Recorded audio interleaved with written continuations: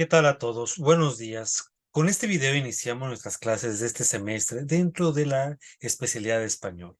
Bueno, como les había comentado en otro momento en la semana del curso propedéutico, esta semana no voy a poder trabajar con ustedes de forma presencial por actividades laborales dentro de los CTA.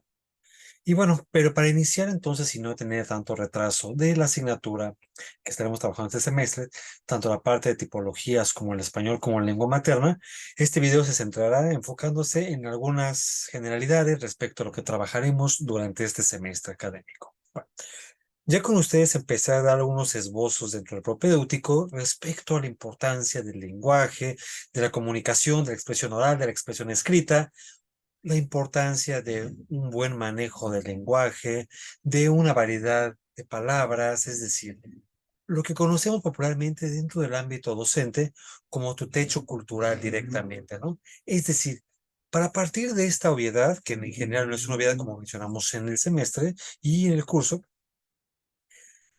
dentro de educación no hay obviedades. Lo que para mí es obvio, para los demás no. Es decir, de acuerdo a tus vivencias, tus lecturas, tu estructuración, no podemos manejar la idea de que esto es obvio en una escuela, en una clase, porque todos hemos tenido distintas oportunidades de aprendizaje, momentos, vivencias, acercamiento a la cultura, es decir, entonces no es una obviedad.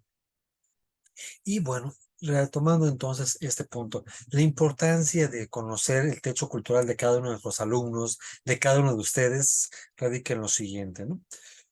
El techo cultural, popularmente hablando dentro del ámbito docente, es esta característica o el tope de conocimientos que tenemos como personas, ¿no? Es decir, popularmente, si lo viéramos de lo más básico y mundano, ¿cuál es el techo de nuestra casa? Pues la parte más alta, hasta donde llega el borde, por así decirlo, ¿no? Este es nuestro techo de nuestra vivienda, ¿no? Y si lo contextualizáramos dentro de la parte de cuál es el techo cultural de el alumno o de ustedes mismos, es decir, hasta dónde lo vemos en nuestro idioma, ¿no? ¿Cuál es el techo cultural de la diversidad de palabras, de lenguaje, de antónimos, sinónimos, de toda esta riqueza de adjetivos que encontramos, de toda esta parte de sustantivos y cómo podemos vincularlos, engarzarlos, darlos a conocer para que nuestro discurso sea más rico, más eficiente, más puntual, que se maneje, que realmente conocemos nuestra lengua materna, ¿no? Directamente. Cómo nos expresamos, cómo nos manejamos, cómo nos movemos. Y en otras clases, en otros momentos mencionaba estas ideas de que muchas veces los dichos populares, los refranes, estas expresiones coloquiales de las abuelas, de la gente de antes, encerraban mucha sabiduría, ¿no? Directamente porque de otra forma un poco mordaz, irónica, burlesca o demás, pero realmente nos daban con guante blanco una forma de adecuarnos, de entender lo que estaba pasando vivencialmente, contextualmente, para poder expresarlo, ¿no? Entonces, retomando esto, una de las expresiones más comunes de las abuelas era esta idea de hasta en la forma de agarrar el taco se ve quién es dragón. Es decir, esto lo habíamos mencionado en este mini curso, ¿no? Y retomando, hasta en la forma de agarrar el taco se ve quién es dragón. Cuando tú estás como alumno en cualquier contexto social, si lo vemos dentro del ámbito de esta asignatura, tú en un momento dado te das cuenta cuando una persona empieza a hablar, cuando sabe de su materia, cuando ha leído, cuando realmente se está expresando argumentos sólidos, consistentes, congruentes y pertinentes del tema o la temática que él está trabajando. Y cuando solamente empieza a divagar, a irse por estos caminos sinuosos. Y si citáramos al grupo argentino de Les Luthiers, estos cómicos argentinos con una expresión y un nivel cultural brutal, porque de otra forma, si alguien de ustedes ubica al grupo Les Luthiers, ya lo trabajamos en el semestre en la riqueza del lenguaje, ellos hacen y deshacen de una forma brutal, irónica, mordaz, pero muy puntual, la riqueza del español, ¿no? En esta ironía fina, en este sarcasmo, en esta forma de darse a conocer y hacerte pensar. Tiene una capacidad, una brutalidad demencial, de una agilidad de pensamiento, de ir y venir y demás en su discurso, ¿no? Diario. Y muchas veces uno de ellos mencionaba esta parte cuando hacían estas rutinas de una pareja pareciendo entre el cómico y el patiño, este toma y daca del lenguaje, cuando uno empieza a divagar, el otro, para no decir burlonamente de que estás divagando, estás diciendo incoherencias, tonterías, empieza con estas expresiones muy elegantes, muy puntuales, muy solemnes de a ver, doctor, usted está pensando fuera del recipiente, se ha ido por caminos sinuosos, sus ideas están fuera del recipiente. ¿Qué nos da a entender esto? Que si hablamos del recipiente es la idea concreta, y tú estás divagando por la orilla, te estás yendo por la tangente directamente, ¿no? Por caminos sinuosos, es decir, caminos ondulados, no estás siendo recto, concreto, pertinente, adecuada al lenguaje, ¿no? Pero inclusive hasta para la ironía, la mofa, la burla, el sarcasmo, hay que tener una variedad de lenguaje, de este léxico, para poder darlo a expresar, ¿no? Directamente. Máximo ustedes como maestros, ¿no? Infelizmente lo que hablábamos dentro del curso y lo que estaremos viendo durante toda la carrera, todo el semestre, ¿no? Socialmente la gente piensa que uno por ser maestro tiene que saber todo absolutamente, ¿no? Que uno vendría siendo con una biblioteca andando, como un oráculo andando, y que si no lo sabes, viene esta burla, ¿no? O este desdén. ¿Y no eres tú el maestro? Pues pensé que sabías. Sí, somos maestros y tenemos una obligación social, moral, intelectual de tener un nivel de conocimientos amplio, pero tampoco tenemos todo el conocimiento de todas las áreas vidas y por haber, ¿no? Podemos buscar, indagar, estructurar esta pauta, pero principalmente para esto mismo, para no tener este margen de error tan amplio de no sé. Justamente ustedes como maestro de español tienen que tener un manejo correcto de la lengua, porque al fin y al cabo, infelizmente, la sociedad piensa que únicamente el maestro de español es aquel que tiene que corregirte el lenguaje, la ortografía, la expresión verbal, toda esta parte, la impostación de voz, este tipo de situaciones que nos permiten hacer cosas distintas, hacer y deshacer para con el lenguaje cotidiano, coloquial y demás. Por eso vuelvo a retomar el punto de origen. ¿Cuál es el techo cultural de cada uno de ustedes? Es decir, en pocas palabras, cuál es la riqueza, la cultura general que tienen, qué tanto pueden hacer deshacer con su lenguaje, ¿no? En este sentido. Y no es para tener mucha floritura o para tratar de impresionar a los demás de, wow, cuánto sabe este cuate, cuánto ha leído, cuánto ha hecho. No, simplemente para que nosotros podamos, a la hora de dar una clase de español, tener una mayor variedad de recursos lingüísticos, de toda esta parte de recursos literarios dentro de la prosa, la poesía, para poder hacer más clara y puntual nuestra explicación y en esta alegoría del discurso muchas veces de que tanto al escribir como al hablar sepamos hacerlo. Y este es un binomio muy interesante en la educación que a veces no se logra concretizar, ¿no? En esta parte, que a veces algunos de nosotros, como alumnos o como maestros, cuando tú le pides a alguien, a ver, ok, vas a exponer, vas a hablar, ¿no? En el escenario se mueve bastante bien relativamente, habla, se expresa, y tiene una capacidad de espontaneidad a veces que quizá no conoce tanto del tema, pero puede buscar otro tipo de recursos como para salir avante, ¿no? Obviamente, esta idea de salir al paso por salir del paso en cada momento, de a ver qué espontaneidad tienes y demás, te funciona una o dos veces, ¿no? Esta parte de sacarte de la manga algunas actividades, te funciona una o dos veces, pero como maestros no podemos, no debemos y no se tiene que hacer esta idea de llegar a improvisar todo el tiempo, confiando o sobreconfiando de que mi discurso me sacará adelante, ¿no?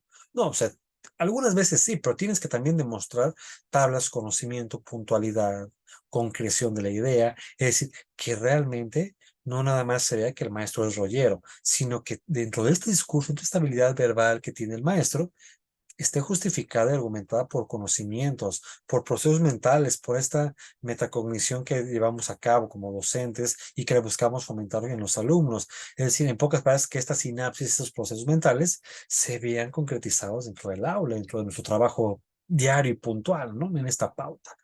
Y entonces de esto vuelvo a retomar en ocasión esta idea de cuál es nuestro techo cultural, qué tanto podemos hacer y demás. Y poner como ejemplo a esta persona que es buena cuando pasa a hablar, pasa a exponer, pasa a argumentar en un escenario.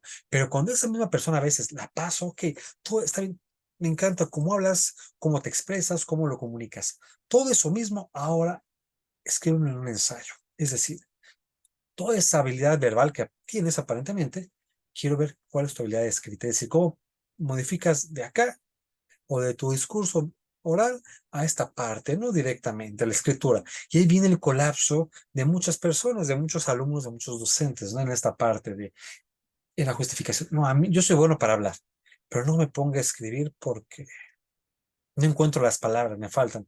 Y eso seguramente alguna vez les ha pasado a ustedes o con personas, conocen personas de este estilo, ¿no? Es decir, estas personas que son muy buenas manejando el discurso, el escenario, toda esta parte histriónica, tienen las tablas escénicas aparentemente, pero les cuesta mucho escribir, ¿no? Y se centran en el papel, en la hoja, con el lápiz, la pluma o en la computadora en la actualidad y no le fluyen las palabras, no le fluye la expresión, la argumentación, le faltan conectores, le faltan nexos, le falta este manejo de preposiciones, adverbios, y que de otra forma, retomando la parte de la lengua materna, nuestro idioma, el español, tiene una variedad brutal, demencial de palabras, ¿no? Que como maestros tenemos que conocer una variedad inmensa de ellas, ¿no? No pretendemos que conozcamos todo lo del español, porque inclusive muchas palabras del español debido a la época en que estamos hablando, ya no se manejan tanto, ya están en desuso, ¿no? Ya se volvieron muy clásicas, muy decimonónicas. Entre paréntesis, decimonónico significa el siglo XIX, ¿no? Es decir, de allá de 1801 a 1900, muy formales, muy rectas, muy de, no las entiendo, ¿no? Muy de libros clásicos o muy barrocas inclusive, ¿no? O muy originales que el español ha ido mutando brutalmente como las demás lenguas romances, ¿no? Derivadas del latín. A veces entonces retomo este mismo ejemplo, o es a la inversa. Hay gente que es muy buena escribiendo, muy concreta, muy correcta, muy formal, sabe manejar signos de puntuación, estructuración del párrafo, lo sabe argumentar, sabe citar autores, buscar toda esta parte, tiene un estilo muy personal y muy propio. Es muy bueno arrastrando el lápiz. Y ahora cuando yo le pido a ese mismo alumno, a esa misma persona, ok, todo esto que escribiste que se lee muy bien, expresa. También se nos colapsan algunas veces, ¿no? Así que tiene que haber un equilibrio entre la parte de la escritura de tu lengua materna como en la parte del discurso oral del maestro, ¿no? En este sentido. Y eso es importante que cada carrera lo maneje. Obviamente, muchas veces en la sociedad, que no debería ser esta obviedad, piensa que el español es el único que tiene que saber manejar la poesía, la retórica, todo este tipo de concursos de oratoria y demás en las escuelas, ¿no? Que sea el español el que te sepa hacer poesías corales. Si este alumno tiene tal tipo de voz, va acá, como primera voz, segunda voz, ¿no? Estos van a arropar directamente con un pequeño gran coro, ¿no? No, o sea, realmente también otros maestros tendremos que tener esta habilidad de saber identificar, saber matizar, saber estructurar nuestro lenguaje, ¿no? Tanto escrito como verbal. Aunque redundemos un poco en esto, eso es la importancia de esta lengua. ¿Por qué es importante tu lengua materna? Porque de otra forma, independientemente de la materia y la asignatura que estén trabajando y el nivel educativo, ¿no? Todos los maestros tienen que tener esta habilidad de expresarse, de escribir, de poder pasar al frente y manejar un discurso concreto, correcto. Pero para que se dé esto, tienes que conocer tu lengua materna. O sea, yo, no veo problema en que tú aprendas inglés, francés, italiano, pero tienes que empezar por lo de casa principalmente. Es decir, qué padre que tú quieras aprender otros idiomas y seas políglota. Fascinante, ¿no? Pero el primer punto hay que empezar con tu lengua personal, tu lengua materna. ¿Qué tanto la sabes hablar? Cuando lees un texto, ¿realmente lo comprendes o no lo comprendes, no? Y está en tu idioma directamente, ¿no? Por eso ahorita viene un conflicto muy fuerte, ya lo estaremos viendo en el semestre, sobre la importancia de leer los clásicos. Para algunos ya no es importante leer los clásicos, sino todo lo contrario, resulta aburrido, ¿no? Cuando uno empieza a dejarles a leer la Ilíada, la Odisea de Homero, parte de la obra de Shakespeare, Romeo y Julieta, Hamlet, Macbeth, El Rey Lear, La Fierecilla Domada, todo este tipo de obras de estos autores, o de Miguel de Cervantes Saavedra, Quijote de la Mancha, las novelas ejemplares, el de Camarón de Boccaccio, Los Miserables de Víctor Hugo, Julio Verne, el mío Cid Campeador, que es fundamental leerlo, la Divina Comedia de Dante, es decir, libros que están dentro del catálogo clásico de Porrúa, por así decirlo, del sepan cuántos, y que ahorita se lo das a un alumno y empieza a leer el libro y, mm, no, pues no lo entendí. Son palabras muy raras. ¿Está seguro que es español, profe? Porque no lo entiendo. Eso no parece español. O son palabras de abuelitos. Esto nadie lo dice. Es decir, siempre tenemos un montón de pretextos, de justificaciones para no leer, para no entender. Decimos, no, este libro está aburrido. Y vamos adecuando el discurso en las secundarias, en las escuelas, ya con un discurso muy básico de ya, con que no le, con que leas más que suficiente, lo que sea, ¿no? Ya directamente. Porque cada vez bajamos el nivel de complejidad y por ende no abrimos nuestro abanico en esta diversidad lingüística de reconocer esto. Y volvemos entonces a esta parte, ¿no? Con este dicho por las abuelitas de hasta en la forma de agarrar el taco se ve quién es dragón. O sea, tú te das cuenta cuando tu maestro ha leído y te empieza a platicar de un libro, ¿no? Y te empieza a recomendar libros, porque aquí viene un conflicto fuerte. Con este nuevo modelo educativo en la NEM se tiene que fomentar mucho la lectura, pero lectura contextualizada, lectura interesante en este sentido. ¿Y cómo yo como alumno voy a llegar contigo como maestro de español, de química, de física, de matemáticas? Ok, ya me fastidió tanto, profe, de, ok, me dijo que lea, lea y lea. Ok, voy a leer. Recomiéndeme un libro, pues, que yo pueda entender.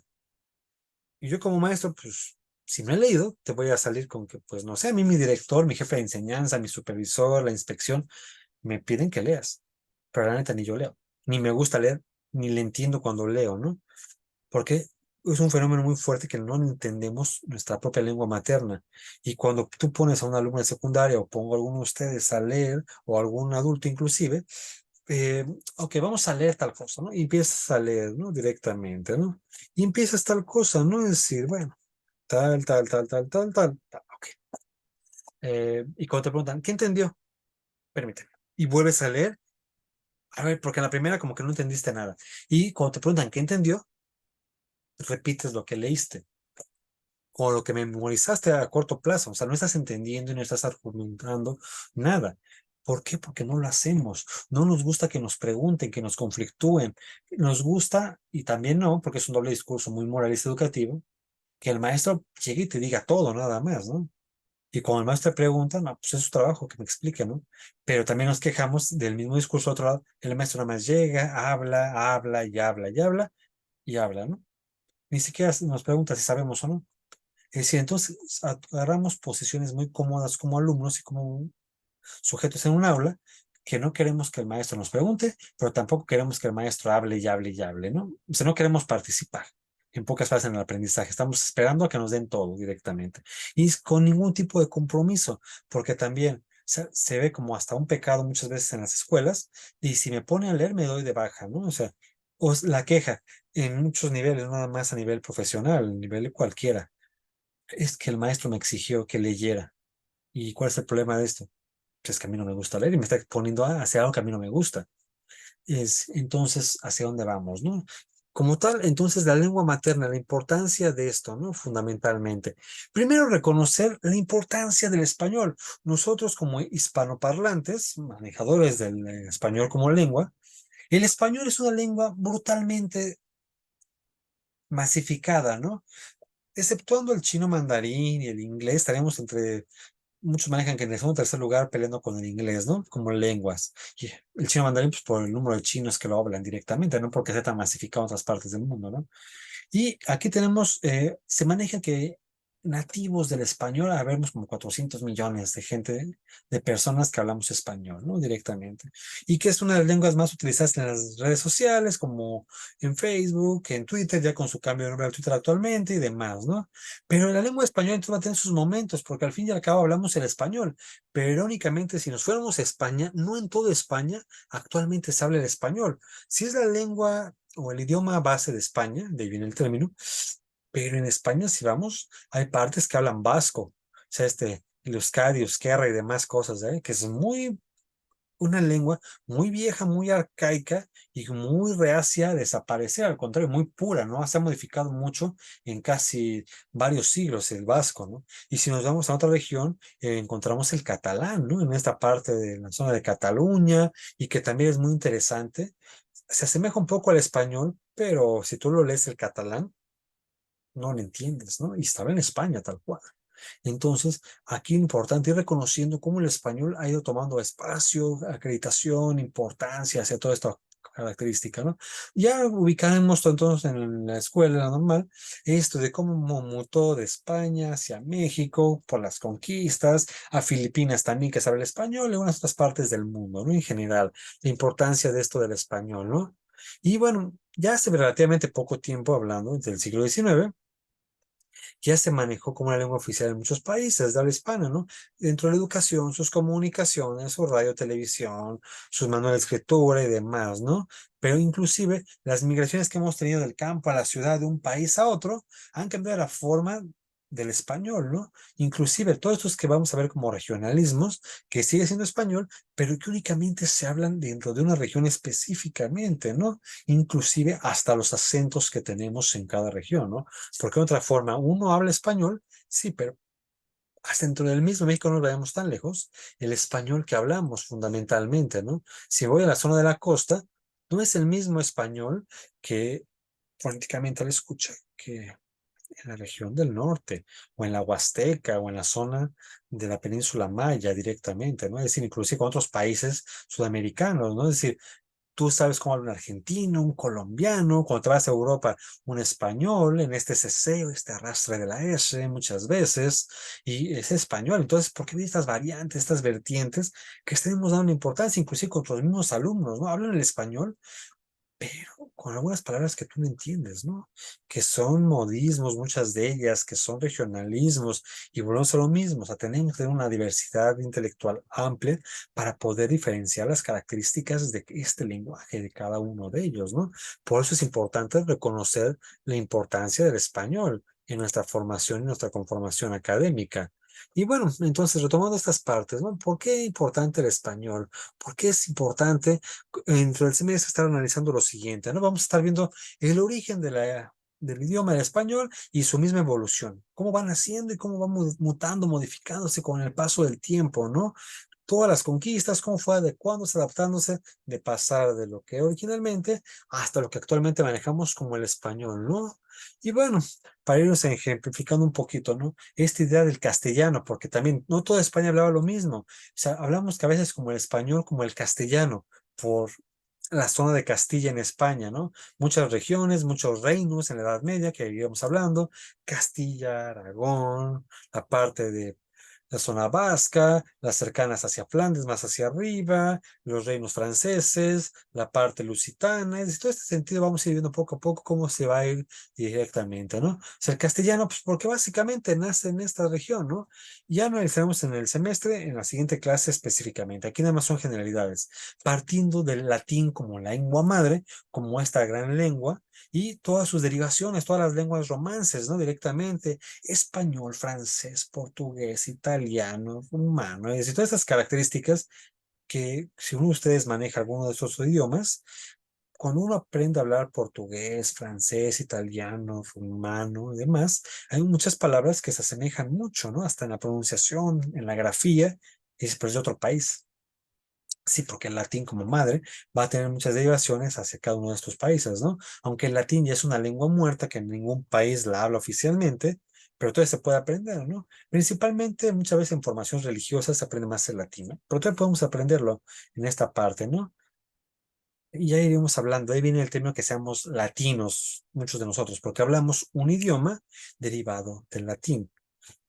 Aquí nada más ir cerrando, acotando, ¿no? Eso nada más son algunas generalidades respecto a la importancia del español, ¿no? En esta parte. Y aquí como pregunta dentro de su actividad de tarea, quedará esto, ¿no? ¿Por qué es importante que conozca mi lengua materna?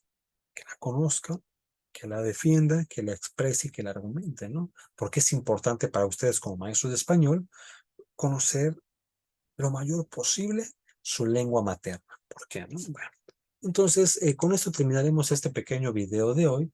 Y bueno, ya la siguiente semana estaremos de forma presencial trabajando varias características de esto y la importancia del idioma, ¿no? Por lo pronto, que tengan una excelente tarde y un gusto trabajar con ustedes. Cualquier cosa, estamos en contacto. Bonita tarde a todos. Gracias.